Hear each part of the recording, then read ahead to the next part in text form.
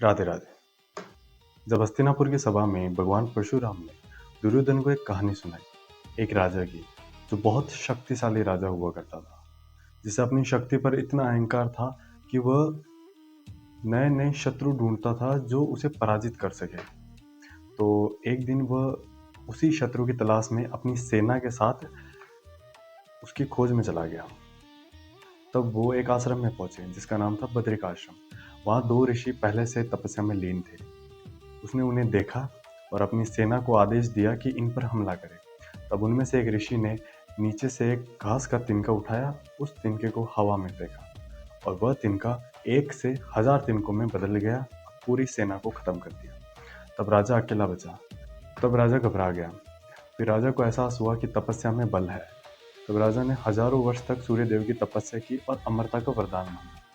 लेकिन सूर्यदेव ने कहा, जो आया है उसे जाना ही होगा। तब अमरता के बदले राजा ने 1000 सुरक्षा कवच मांगे, जो कवच ऐसे थे जिसे हर कोई नहीं भेद सकता। जिसने 1000 वर्ष तक तपस्या की है वही भेद सकता है, और भेदते ही उसी क्षण उसकी मृत्यु हो जाएगी। तब 1000 कवच लेके राजा उन ऋषियों के पास पहुंचा, उनसे युद्ध करने के लिए। तब उन ऋषियों में से एक ऋषि जब तपस्या में रहते थे तो दूसरा राजा से युद्ध करते थे। युद्ध हजारों वर्ष तक चलता और एक कवच भेद दिया जाता था, तब ऋषि की मृत्यु हो जाती थी। तब दूसरा ऋषि उस ऋषि को जीवित कर खुद युद्ध करता था।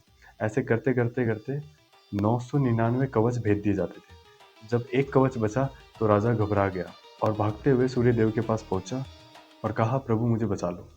तब सूर्य के संरक्षण से वो युद्ध टल गया, लेकिन खत्म नहीं हुआ। समय बीता, युग बदले। सूर्य के संरक्षण में सूर्य का ही पुत्र बनकर वो एक कवच लेकर पैदा हुआ सूर्यपुत्र कर्ण।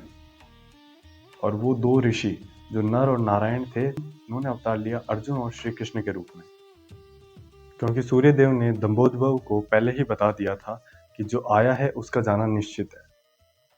राधे राधे।